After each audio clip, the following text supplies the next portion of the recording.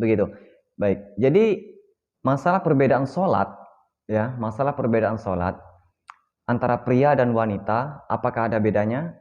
Sebetulnya Rasulullah pernah mengeluarkan hadis, ya. Itu yang bunyinya artinya bahwasanya lakukanlah gerakan sholat seperti apa yang saya kerjakan, apa yang saya lakukan. Nah, di situ intinya kerja kita mengerjakan sholat sesuai dengan gerakan yang diajarkan oleh Rasulullah. Nah, begitu. Namun dari beberapa para ahli, ya, itu ada mengeluarkan, para ulama ada mengeluarkan berbeda-beda pendapat. Nah, di situ sekarang gini, perbedaan sholat memang harus kita ketahui. Kenapa? Karena ada yang bilang tangan untuk pria seperti ini, ya. Nah, lain sebagainya. Untuk wanita ada yang di dada, gitu ya. Oke, baik. Nah, di sini saya akan membuka sebuah artikel ya. Nah, yang mana nanti di sini kita akan bersama-sama menggali, ya. Sama-sama kita menggali agar nantinya, karena kalau saya sampaikan secara saya saja nanti bisa jadi nanti teman-teman ada yang berpikir itu memandai gitu, itu dibuat-buatnya gitu kan. Nah, oke, enggak, saya enggak seperti itu. Jadi sama-sama kita gali, kita analisis, ya. Nah, oke, baik. Kita akan menuju ke artikelnya, apa pendapat yang di sana, ya. Jadi sama-sama nanti kita ketahui. Oke, berikut artikelnya. Di sini kita lihat, ya, kita lihat apa isinya. Nah, di sini bisa kita baca. Salihah, tahukah engkau bahwa sholat wanita berbeda dengan sholat pria? Nah, ada 5 perkara, ya, ada 5 perkara. Baik, kita baca pada bagian sini, kita lihat. Nah, ini, ya, oke, kita lihat ini yang saya gerakkan. Oke, adapun laki-laki, oke, pada tahap ini atas, ya, adapun laki-laki. 1. Merentangkan kedua tangannya atau menjauhkan kedua tangannya dari kedua sisi badannya, sebagaimana yang disebutkan dalam hadis Abdul bin Malik bin Buhainah, ya. Nah, di situ yang isinya, ya, yang isinya itu ada hadisnya, ya, bisa dilihat, ya, ada hadisnya. Nah, dari Abdul bin Malik bin Buhainah bahwasanya Rasulullah Shallallahu Alaihi Wasallam apabila beliau sholat maka beliau membentangkan kedua lengannya sampai terlihat putihnya ketiak beliau. Nah, di situ berarti sudah ada perbedaan, ya, antara laki-laki dan perempuan, karena di sini kan untuk laki-laki nih. Nah, maksudnya membentangkan kedua tangannya sehingga terlihat putihnya ketiak beliau. Itu maksudnya seperti ini.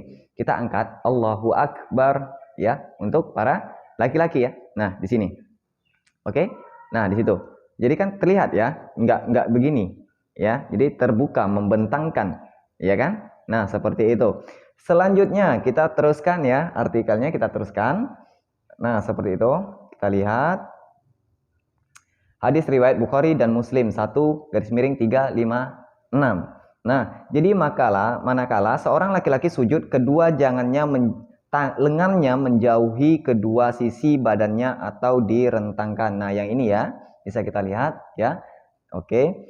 Nah, jadi manakala seorang laki-laki sujud, kedua lengannya menjauhi kedua sisi badannya atau direntangkan. Nah, ketika sujud ini, ketika jidat kita, dahi kita itu menempel di sajadah, ya, itu tangan kita posisinya menjauh seperti ini, ya. Jangan rapat, ya. Nah, berarti di situ sudah ada perbedaan ketika saat sujud. Nah, tadi ketika berdiri. Nah, sekarang ketika sujudnya. Nah, begini kan? Oke. Nah, ini untuk laki-laki kita rentangkan, ya. Allahu Akbar, ya, untuk sujud kita rentangkan. Kemudian ini jangan begini, ya. Jangan begini. Kalau setahu saya ini memang untuk wanita dirapatkan, ya, dirapatkan ini sejajar dengan lantai dan siku ini bersenggolan dengan lutut, ya. Nah, kita lanjutkan dulu agar nanti bisa sama-sama kita pahami, ya. Nah, di situ mengangkat perutnya dan menahannya serta menjauhkan dari kedua pahanya pada saat ruku dan sujud, ya, kalau untuk laki-laki. Jadi makanya kita merentang tangan agak jauh, ya, agak kita jauhkan dari ketika posisi kita sujud. Nah, berarti kan kita agak menjauh, ya. Jangan terlalu dempet. Kalau wanita, siku ini menempel serata dengan lantai, ya, dan siku ini bersenggolan dengan lutut. Kalau untuk laki-laki itu dijauhkan dari lututnya dan direntangkan, ya. Selanjutnya, di sini sebagaimana hadis yang diriwayatkan Imam Abu Daud, ya. Nih kita lihat, oke. Bisa dilihat di situ hadisnya. Saya membacakan artinya. Apabila beliau sujud, maka beliau membentangkan kedua pahanya dan tidak menempel sedikit pun antara perut dan kedua pahanya, ya. Nah, oke. Nah, tidak menempelkan sedikit pun antara perut dan kedua pahanya. Jadi tidak rapat, ya. Jadi ada jarak gitu. Nah, nanti akan saya jelaskan lagi. Oke. Jelas, kita baca dulu artikelnya, ya. Kita baca dulu artikelnya. Yang ketiga, dan mengeraskan suara di tempat yang perlu dikeraskan, ya. Sesuai dengan kondisi-kondisi atau tempat-tempat yang perlu dikeraskan suaranya, terutama oleh laki-laki. Nah, berarti sudah jelas ada perbedaan, ya. Ada perbedaan. Namun ini kan dari pendapat para ulama. Jadi dikesimpulankan, dimasukkan ke dalam sebuah artikel. Nah, rakaat salat subuh. Ya, rakaat salat subuh itu, ya, bacaan seorang laki-laki itu wajib dikeraskan apabila berjamaah, ya. Nah, seperti itu. Kemudian 2 rakaat pertama salat maghrib dan isya. 2 rakaat yang pertama salat maghrib dan 2 rakaat pertama salat isya itu dikeraskan suaranya, ya, seperti Bismillahirrahmanirrahim. Alhamdulillahi rabbil alamin. Ar-Rahmanir-Rahim. Maliki yaumiddin. Iyyaka na'budu wa iyyaka nasta'in. Ihdinas siratal mustaqim. Siratal ladzina an'amta 'alaihim ghairil maghdubi 'alaihim waladdallin. Nah, ketika itu kan imam membacanya dengan keras, ya. Imam membacanya dengan keras. Nanti disambut oleh makmum. Amin. Nah, seperti itu. Jadi di saat 2 rakaat pertama sholat maghrib, 2 rakaat pertama sholat isya, seperti itu juga, ya. Nah, kemudian kalau di zuhur kayak mana? Di zuhur tidak dikeraskan. Makanya ketika imam sholat di saat zuhur itu suaranya tidak dikeluarkan keras. Itu memang pelan. Itu nggak ada sambutan amin, nggak ada, ya. Nah, untuk zuhur dan asar. Yang jelas tadi dikeraskan subuh, maghrib, dan isya. Itu 2 rakaat pertama. Nah, kalau sholat subuh kan tentu 2 rakaat, ya. Nah, selanjutnya untuk di sholat id, ya. Di sholat id, Idul Fitri. Nah, Idul Fitri, Idul Adha sama, ya. Nah, di situ. Selanjutnya itu kan memang keras, ya. Sama kita ketahui, ya. Nah, selanjutnya sholat khusuf. Nah, sholat istisqa, ya. Nah, sholat tarawih itu semuanya membacanya kuat, ya, ataupun mengeluarkan suara yang keras, ya. Sholat witir Ramadan, ya, itu membaca suara yang keras. Nah, terkecuali yang tadi zuhur dan asar dan rakaat yang terakhir, ya, seperti sholat maghrib rakaat terakhir itu tidak dikeraskan, ya. Nah, dan juga di tempat-tempat lain yang akan dijelaskan secara rinci pada waktunya. Apabila hendak mengingatkan sesuatu di dalam sholat, maka dengan mengucapkan kalimat tasbih subhanallah. Nah, itu kalau misalkan imam kita salah, ya, salah imamnya ataupun lupa, itu sering terjadi, banyak juga yang terjadi. Itu makmum mengingatkannya dengan cara mengucapkan tasbih, ya, dengan niat hati ingin mengingatkan kepada imam bahwasanya dia lupa, ya. Nah, seperti itu. Cuman bacaan tasbih, nggak ada yang lain, ya. Subhanallah bisa, ya. Nah, gitu. Jadi jangan sampai gitu dikode-kode, nggak usah. Yang jelas kan sudah ada membacakan tasbih. Oke. Nah, ini sudah ada lagi penjelasannya. Seperti tak kala ingin membenarkan atau mengingatkan imam pada saat imam dalam kondisi lupa. Nah, benar kan? Nah, atau mengingatkan orang buta. Nah, orang buta yang ada di samping kita atau yang kita lihat jika dikhawatirkan dia akan terjatuh atau terjerembab atau semisalnya yang lainnya. Nah, gitu. Kita bisa mengingatkannya dengan mengucapkan tasbih tadi ya. Nah, di situ. Selanjutnya, maka seorang laki-laki tak kalah ingin mengingatkan kepada kondisi seperti ini, dia mengucapkan tasbih ya. Nah, harus mengucapkan tasbih, tidak boleh menggerakkan tangan, mengingatkan dengan menggerakkan tangan ya. Nah, di sini bisa kita simpulkan bahwasanya memang sudah ada perbedaan ya. Nah, itu yang sudah dikeluarkan oleh para ulama ya kan. Nah, gitu. Selanjutnya, jadi jika seorang laki-laki mengucapkan tasbih, seorang wanita dia dengan menepuk tangan ya. Untuk wanita apabila imamnya salah, dia ingin membenarkan, mengingatkan, bagaimana caranya ya. Oke, jadi gini, apabila laki-laki imamnya lupa dalam sholat, maka makmum laki-laki menegurnya, mengingatkannya dengan mengucapkan kalimat tasbih ya, tasbih subhanallah ya. Oke. Kalau perempuan makmumnya ya, seperti istri kita ya kan. Nah, itu misalkan kita sebagai imamnya lupa, perempuan bisa mengingatkan ya. Kalau tidak ada laki-lakinya, perempuan bisa mengingatkan dengan menepukkan tangan. Nah, cukup sekali, jangan berkali-kali. Kalau gini tentu main ya. Nah, gitu. Jadi cukup sekali, bisa kita lihat di artikelnya. Nah, oke, seorang wanita dia dengan menepukkan tangannya. Nah, menepukkan tangannya bukan telapak dengan telapak ya, tapi ya telapak dan punggung. Oke, telapak dan punggung. Satu telapak, satu punggung tangan ya. Nah, gitu. Nah, oke. Nah, cukup sekali. Berarti tandanya imamnya lupa ataupun ada hilaf di situ. Nah, begitu. Jadi ada perbedaan kode dari wanita dan isyarat dari pria. Nah, sudah jelas di situ ada ya. Nah, betul sekali, memang betul. Oke, sebagaimana yang disebutkan dalam hadis ya. Nah ini nomor 5. Dan aurat laki-laki adalah antara pusar dan kedua lututnya, sebagaimana yang disebutkan dalam hadis ya. Ini artinya bisa dilihat hadisnya ya. Nah, bisa dilihat itu di gambarnya. Aurat laki-laki adalah antara pusar dan lutut. Ya, kita sudah tahu ya pusar ini dan lutut. Makanya ketika kita sholat laki-laki itu kalau hanya menggunakan handuk dan menutupi lutut dan pusarnya batal nggak? Nggak batal.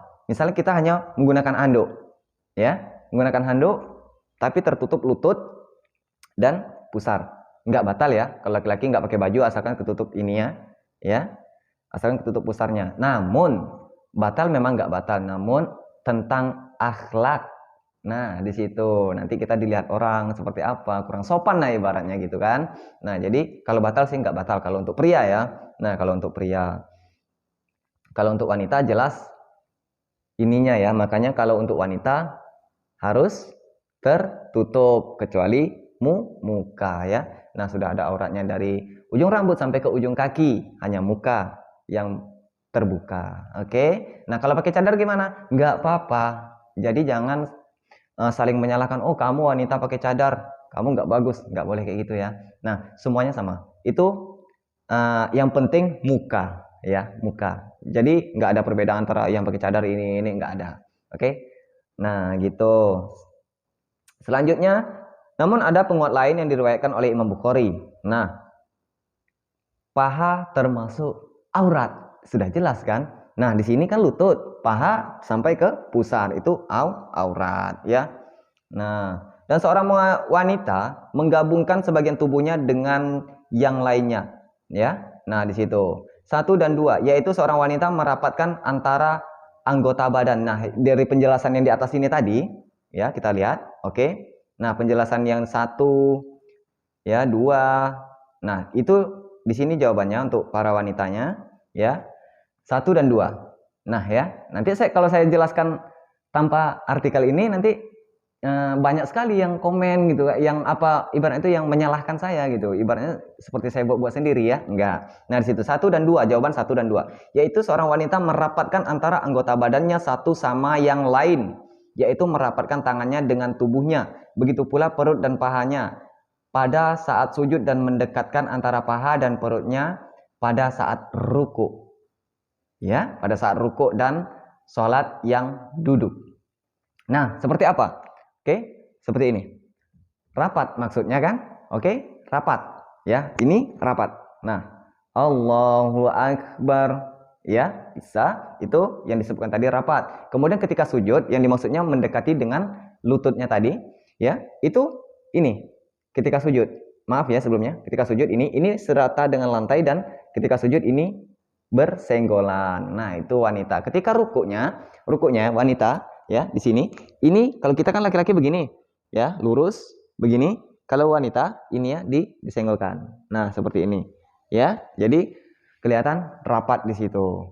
Nah, ada perbedaannya ya. Selanjutnya karena itu Rasulullah SAW tak kalah pada suatu saat beliau melalui 2 orang wanita yang sedang sujud, kemudian beliau mengatakan, nah ini hadisnya ya, apabila kalian berdua sujud maka tempelkanlah bagian tubuh satu sama lainnya ke tanah. Nah, ke tanah karena dulu masih tanah ya. Kalau kita kan masjid kita sudah pakai lantai yang indah ya. Nah, jadi ditempelkan. Itu yang saya bilang tadi, lengan ini terkena lantai ya. Oke. Nah, rapat tanah karena dalam masalah itu wanita berbeda dengan laki-laki. Kalau laki-laki tadi ketika sujud direntangkan, ya direntangkan gini, Allahu Akbar, ya sejajar ini, sejajar, tapi direntangkan. Kalau wanita sujud begini, tapi ini selurus dengan lutut. Nah, ya selurus dengan lutut dan ini menyenggol ke lantai ataupun sajadah. Nah, begini posisinya. Kalau laki-laki gitu ya. Oke, baik. Hadis riwayat Abu Daud. Nah, kemudian 3, dan mengucapkan dengan suara yang perlahan jika ada laki-laki asing. Maksudnya laki-laki asing itu bukan mahramnya, bukan muhrimnya ya. Nah, di situ itu kita untuk wanita ya, untuk wanita itu nggak boleh bacanya keras ataupun seperti mengeluarkan suara-suara rintihan sih biasanya. Laki-laki asing yaitu laki-laki selain suami. Nah, benar kan? Laki-laki bukan muhrimnya dan mahramnya, agar tidak terdengar suaranya dalam rangka menghindari fitnah yang akan timbul dari suara seorang wanita tersebut, karena suara wanita berpotensi menimbulkan fitnah. Maksudnya apa? Jangan salah paham dulu ya.